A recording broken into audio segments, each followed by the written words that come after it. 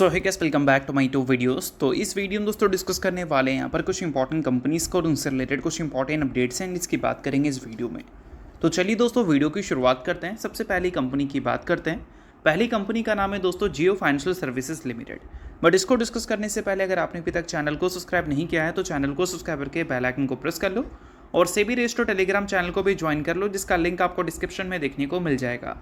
और एक डिस्क्लेमर भी है, जो भी कंपनी से रिलेटेड न्यूज़ एंड अपडेट्स हम लोग कवर करेंगे वो सारी न्यूज़ एंड अपडेट्स सिर्फ और सिर्फ एजुकेशन पर्पस के लिए है, सीखने के लिए है। तो इसको किसी भी तरह का इन्वेस्टमेंट एडवाइस मत समझना, आप खुद से रिसर्च और एनालिसिस भी कर सकते हैं।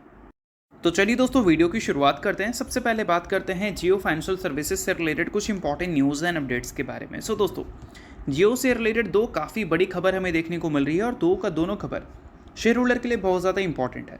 तो चलिए दोनों खबर को हम लोग डिटेल में समझते हैं। पहली खबर एक रिपोर्ट है। रिपोर्ट किसने पब्लिश किया है? तो रिपोर्ट पब्लिश किया है मोतीलाल ओसवाल ने, और उन्होंने कंपनी को लेकर प्रॉफिट ग्रोथ काफ़ी बेहतर बताई है। 2026 से लेकर 28 फाइनेंशियल ईयर तक कंपनी एवरेज हर साल 48% से अपने प्रॉफिट को ग्रो कर सकती है। ये मोतीलाल ओसवाल ने अपनी रिपोर्ट्स में पब्लिश किया है। तो चलो इन सारी चीज़ों को थोड़ा सा डिटेल में समझते हैं। तो देखो दोस्तों, यहाँ पर मेंशन किया गया है कि अगर हम बात करें जियो के एक इम्पॉर्टेंट सब्सिडरी जियो क्रेडिट के बारे में, तो मोतीलाल ओसवाल ने उसको लेकर बताया है कि जियो क्रेडिट जो है वो प्राइमरी ग्रोथ इंजन बन सकता है जियो फाइनेंशियल सर्विसेज का। और ये बात उन्होंने इस बेसिस पे कहा है, अगर हम बात करें रिटेल प्रोडक्ट्स के बारे में such age home loan, loan against property, तो उसको इन्होंने सिक्योर किया है। साथ में ब्रोकरेज हाउस ने ये भी नोट किया है कि जियो क्रेडिट के एसेट अंडर मैनेजमेंट को देखोगे तो वो लगभग 190 बिलियन रुपीज़ को क्रॉस कर चुका है, यानी कि 19,000 करोड़ के ऊपर निकल चुका है Q3 के एंड तक। तो इन सारी चीज़ों के बेसिस पे उनकी एक्सपेक्टेशन ये है कि 2026 के फाइनेंशियल ईयर से लेकर 28 के फाइनेंशियल ईयर के बीच में जियो फाइनेंशियल सर्विसेज अपने प्रॉफिट को 48% CAGR से ग्रो कर सकती है। ये पॉइंट उन्होंने जो मेंशन किया है यही एक अट्रैक्टिव पॉइंट है जो कि कंपनी के शेयर होल्डर को पसंद आ सकता है, क्योंकि आप सभी को पता ही है जियो फाइनेंशियल सर्विसेज अपने नंबर्स के हिसाब से काफ़ी एक्सपेंसिव वैल्यूएशन पे है। तो अगर कंपनी आगे चलकर बहुत अट्रैक्टिव ग्रोथ अपने प्रॉफिट एंड रेवेन्यू में नहीं दिखाएगी तो वो वैल्यूएशन को जस्टिफाइड कर पाना काफ़ी ज़्यादा मुश्किल होगा। अभी आपने देखा ये कि Jio financial services all time high से काफ़ी अच्छा खासा करेक्शन पे दिख रही है। वो करेक्शन क्यों है? क्योंकि मार्केट ऐसे वॉलेटाइल पीरियड पे है जहाँ पर कोई भी कंपनी में एक्सपेंसिव वैल्यूएशन सस्टेन कर पाना काफ़ी ज़्यादा मुश्किल है। और वो कंपनी में जिस कंपनी में आज तक कभी एक बड़ी प्रॉफिट एंड बड़ी रेवेन्यू हमने देखा ही नहीं है, लाइक जियो फाइनेंशियल सर्विसेज। तो इस वजह से इन सारी कंपनीज़ में भी आपको रिसेंट टाइम में करेक्शंस काफ़ी ह्यूज देखने को मिला है। बाकी इसके अलावा एक और खबर है। खबर यहाँ पर यह है कि जियो फाइनेंशियल सर्विसेज को मिल चुका है सर्टिफिकेशन ऑफ रजिस्ट्रेशन। किसके तरफ से? IRDAI की तरफ से। और ये किस लिए मिला है? तो ये मिला है जियो के री इंश्योरेंस बिजनेस में उतरने के लिए।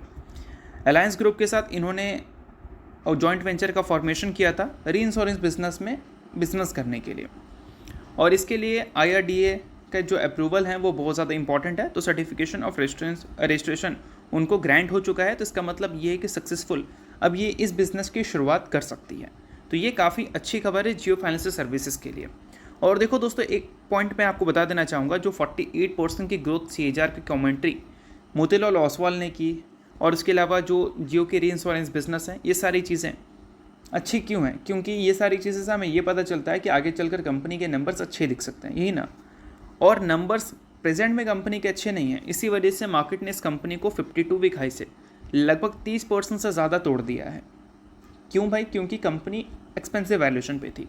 और स्टिल अगर कंपनी के वैल्यूएशन को देखें इसके पीयर्स के कंपैरिजन में, तो ये कंपनी का जो current price to earning multiples है वो कितना है? 94.4 का। आदित्य बिरला कैपिटल का अगर देखोगे तो 22.92 का है। टाटा इन्वेस्टमेंट कॉर्पोरेशन का 77 का है। उसके अलावा छोला फाइनेंस की बात करें, TVS होल्डिंग्स की बात करें, JSW होल्डिंग्स की बात करें, तो उन सब के कंपैरिजन में जियो का जो प्राइस टू अर्निंग मल्टीपल्स है वो ज़्यादा है, सिर्फ JSW होल्डिंग्स से कम है। बाकी मैक्सिमम जो इसकी पेयर्स हैं उससे इस कंपनी का प्राइस टू अर्निंग मल्टीपल ज़्यादा हमें दिखता है। तो इसका सिंपल सा लॉजिक दोस्तों यहाँ पर यही है कि अगर कंपनी आगे चलकर एक अच्छी ग्रोथ हमें दिखाती भी है तो कंपनी को सिर्फ अपने वैल्यूएशन को जस्टिफाइड करना ही पड़ेगा, और उसके ऊपर कंपनी की ग्रोथ अगर कंसिस्टेंट रही तो फिर कंपनी में एक अट्रैक्टिव परफॉर्मेंस दिख सकती है। तो ये सारी चीज़ों पे आप ध्यान देना। बाकी चीज़ें सिर्फ एजुकेशन पर्पज़ के लिए, किसी भी तरह का रिकमेंडेशन नहीं है, तो आप खुद का रिसर्च और एनालिसिस पे कर सकते हैं। तो अब दोस्तों वीडियो में आगे बढ़ने से पहले बात कर लेते हैं एक सेबी रजिस्टर्ड टेलीग्राम चैनल के बारे में जिसका नाम है ट्रेडर पाजी। इनका रजिस्ट्रेशन नंबर आप यहाँ पर नोट कर सकते हैं। 8 साल से भी ज़्यादा का एक्सपीरियंस है इनको ऑप्शन एंड स्विंग ट्रेडिंग में, और इनके टेलीग्राम पे चैनल।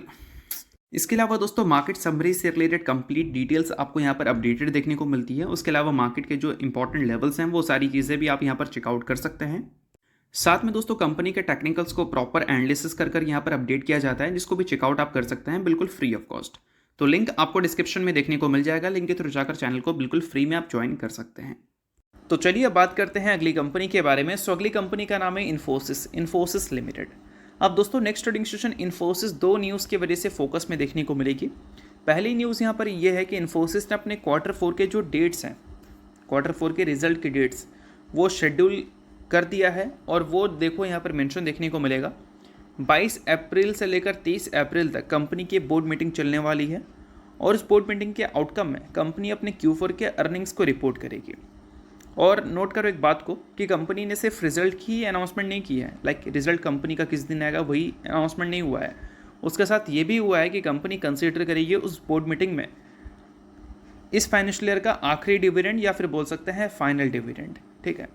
और डेट एग्जैक्ट आप नोट करो कि जो बोर्ड मीटिंग है वो 22 अप्रैल से शुरू होगी, 23 अप्रैल को ख़त्म होगी। तो जो रिज़ल्ट हमें दिखेगा वो 23 अप्रैल को दिखेगा।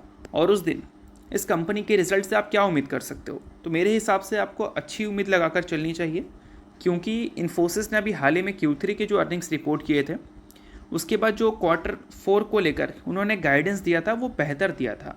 और 2026 के फाइनेंशियल ईयर को लेकर जो रेवेन्यू गाइडेंस उन्होंने दिया था उसको भी उन्होंने अपग्रेड किया था, रिवाइज कर उन्होंने 3% से लेकर 3.5% तक कर दिया था। पहले उनका मैक्सिमम गाइडेंस जो था वो 3% का था, अब उसको उन्होंने मिनिमम कर दिया है और मैक्सिमम 3.5% कर दिया है। तो एक्सपेक्टेशन तो हम इस कंपनी से अच्छी ज़रूर कर सकते हैं, क्योंकि कंपनी ने पिछले क्वार्टर में ही एक अच्छा गाइडेंस दिया था।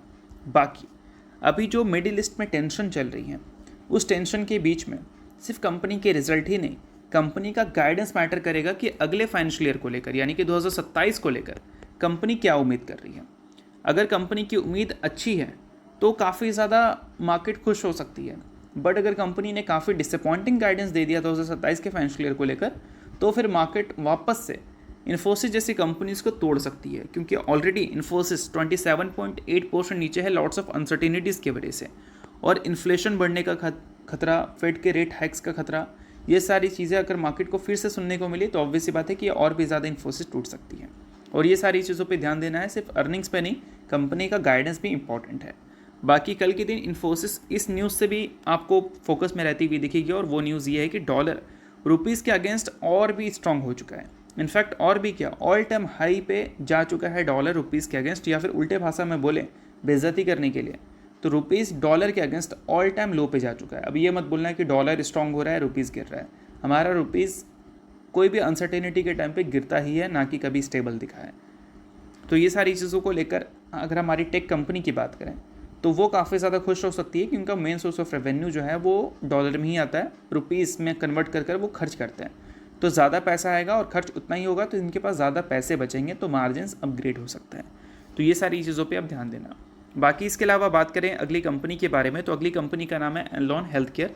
हाल ही में दोस्तों कंपनी ने स्प्लिट अनाउंसमेंट की थी। स्प्लिट की बात करें तो स्प्लिट का रेशो हमें 1:5 का देखने को मिल रहा था, जिसमें कंपनी ने एक शेयर के बदले अपने इन्वेस्टर्स को 5 इक्विटी शेयर देने का फैसला किया था। सो अगर आप इस कंपनी के इन्वेस्टर हैं तो बेशक इस न्यूज़ को आप नोट कर सकते हैं, इन्वेस्टर नहीं है आप इग्नोर कर सकते हैं। न्यूज़ थी इस वजह से मैंने बता दिया, बाकी ये किसी भी तरह का रिकमेंडेशन नहीं है। तो होप करता हूँ ये वीडियो आपको अच्छा लगा होगा। लाइक कीजिए, पहली बार सब्सक्राइब कीजिए। वीडियो के लिए बहुत बहुत शुक्रिया।